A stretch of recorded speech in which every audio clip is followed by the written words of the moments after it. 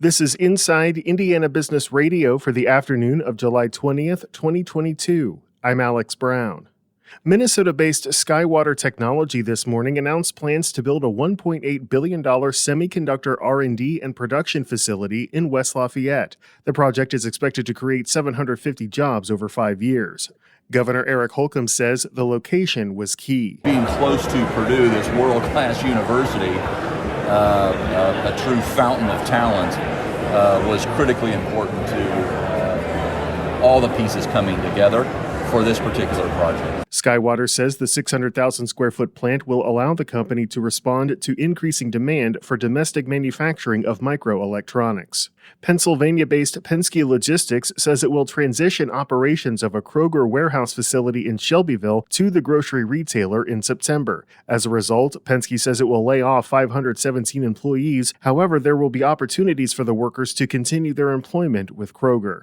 The city of Crawfordsville has named Sarah Campbell the new director of operations for Fusion 54, the city's collaborative co-working studio.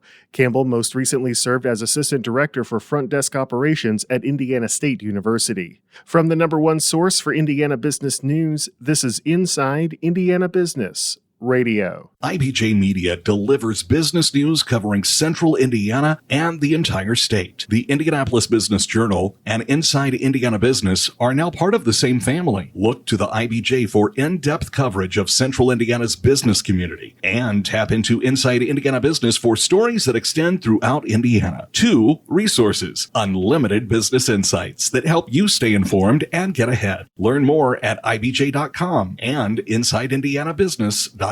The Indiana Utility Regulatory Commission will soon fill a vacancy in its powerful 5-member commission. Here's Gary Dick.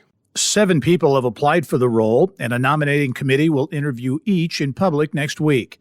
The agency oversees more than 600 utilities statewide, regulating rates, financing, bonding, and environmental compliance, with final say over changes to utility bills paid by millions of Hoosiers. Former Commissioner David Ober stepped down from his role in June after 4 years, joining the Indiana Chamber of Commerce as Vice President of Taxation and Public Finance. Among the candidates is former Indianapolis Mayor Greg Ballard and Fort Wayne City Utilities CFO Justin Brugger. The nominating committee will interview the candidates in a public meeting July 27 and will recommend 3 finalists. Governor Eric Holcomb will ultimately make the appointment. You can view the full list of candidates at InsideIndianaBusiness.com. This is Gary Dick for Inside Indiana Business Radio. Batesville-based Hillenbrand has begun exploring strategic alternatives for its Batesville business, the company announced today. Batesville manufactures burial and cremation products and also provides business and technology services for funeral professionals. Hillenbrand did not provide specific details on what the alternatives for Batesville would be. Additionally, the company says it has signed a binding offer to acquire France-based Linksys Group in a deal valued at $585 million. Linksys specializes in the design, manufacturing, and service of various ingredient mixing automation equipment that serves the food industry. The deal is expected to close before the end of the year, pending regulatory approval.